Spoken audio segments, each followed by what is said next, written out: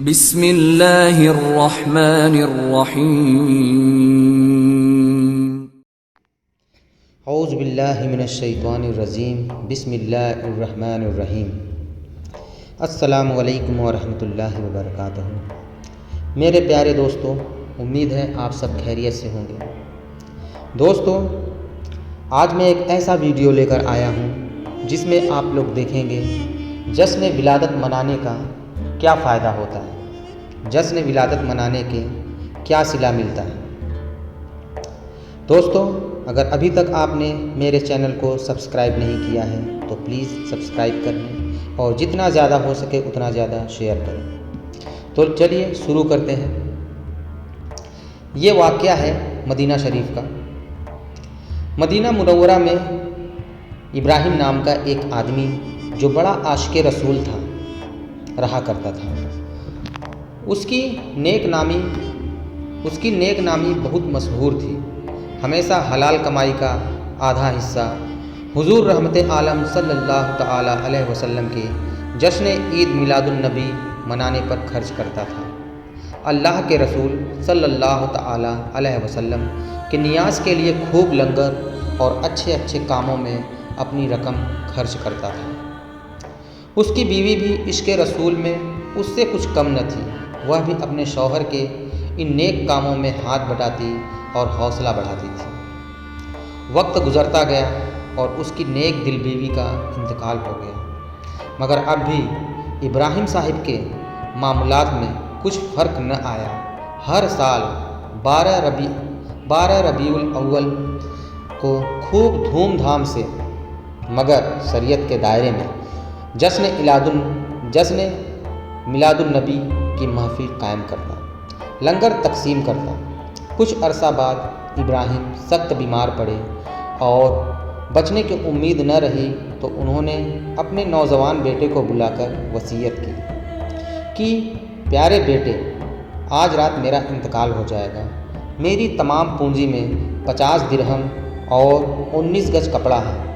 کپڑا تو کفن میں لگا دینا اور باقی کپڑا خیرات کر دینا، اور رہی رقم تو اسے بھی ہو سکے تو کسی نیک کام میں خرچ کر دینا۔ اچھا، خدا حافظ، تم کو اللہ کے حوالے کرتا ہوں، انشاءاللہ اب قیامت میں ملیں گے۔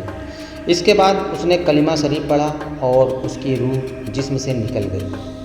بیٹے نے مرحوم باپ کی وصیت کے مطابق کفن و دفن کی۔ اب 50 درہم نیک کام میں خرچ کرنے کا معاملہ تھا تو اس کی سمجھ میں نہیں آ رہا تھا کہ نیک کام میں خرچ کرنے کا کیا مطلب ہے۔ نیک کام تو بہت سارے ہیں، کیا کروں، کہاں خرچ کروں، اسی سوچ و فکر میں رہا۔ رات کو جب سویا تو ایک خواب دیکھا۔ کیا دیکھتا ہے کہ قیامت قائم ہو گئی ہے اور ہر طرف نفسی کا عالم ہے۔ خوش نصیب لوگ دوڑے ہوئے جنت کی طرف جا رہے ہیں، جبکہ مجرموں کو گھسیٹ کر جہنم کی طرف لے جایا جا رہا ہے، اور یہ کھڑا تھر کانپ رہا ہے کہ نہ جانے میرے بارے میں کیا فیصلہ ہوتا ہے۔ اتنے میں ایک غیبی آواز آئی، اس نوجوان کو جنت میں جانے دو۔ چنانچہ وہ خوشی جنت میں داخل ہو گیا اور مزے سے جنت کی سیر کرنے لگا۔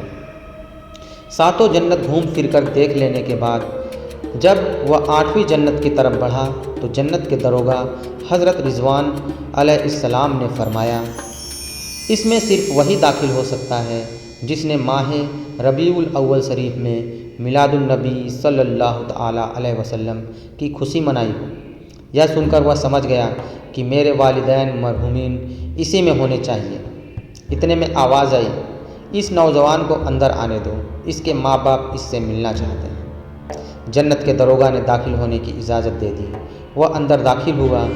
اس نے دیکھا کہ اس کی مرحوم ماں ایک نہر کے پاس بیٹھی ہوئی، ماں سے جا کر لپٹ گیا۔ پھر ایک عالیشان تخت دیکھا جس پر ایک جلیل القدر خاتون تخت پر بیٹھی ہوئی تھی، اور باقی کرسیوں پر ایک فرشتے سے پوچھا، یہ خاتون کون ہے؟ اس نے بتایا، تخت پر بیٹھنے والی خاتون شہزادی رسول حضرت فاطمہ زہرا رضی اللہ تعالی عنہ اور کرسیوں پر جو بیٹھی ہوئی ہیں ان کے نام یہ ہیں: حضرت خدیجۃ الکبریٰ رضی اللہ عنہا، حضرت عائشہ صدیقہ رضی اللہ عنہا، حضرت مریم رضی اللہ عنہا، حضرت آسیہ رضی اللہ عنہا، حضرت سارہ رضی اللہ عنہا، حضرت حاجرہ رضی اللہ عنہا، حضرت رابعہ رضی اللہ عنہا، حضرت زبیدہ رضی اللہ عنہا۔ اسے بڑی خوشی حاصل ہوئی۔ اب اور آگے بڑھا تو اس سے بھی زیادہ ایمان افروز منظر دیکھا۔ کیا دیکھتا ہے کہ ایک بہت ہی عظیم الشان تخت بچھا ہوا ہے اور اس پر سرکار دو عالم صلی اللہ تعالی علیہ وسلم جلوہ افروز ہیں، اور چاروں طرف 4 کرسیاں بچھی ہیں۔ ان پر خلفائے راشدین رضی اللہ تعالی عنہم تشریف فرما ہیں۔ دائیں طرف سونے کی کرسیاں پر انبیاء کرام علیہم السلام رونق افروز ہیں، اور بائیں جانب شہدائے کرام جلوہ فرما ہیں۔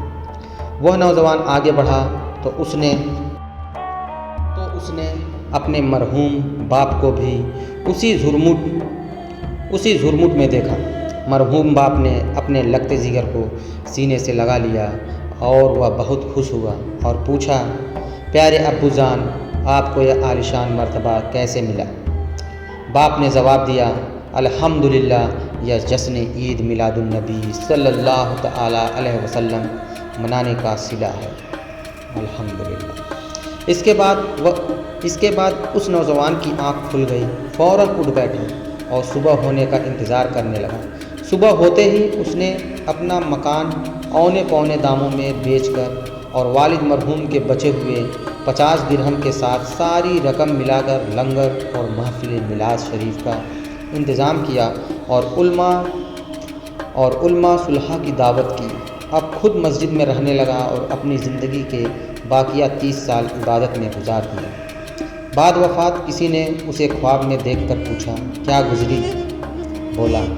وہ بولا: مجھے جشن عید میلاد النبی منانے کی برکت سے جنت میں میرے باپ کے پاس پہنچا دیا گیا۔ سبحان اللہ۔ دوستو، آج کے لیے بس اتنا ہی۔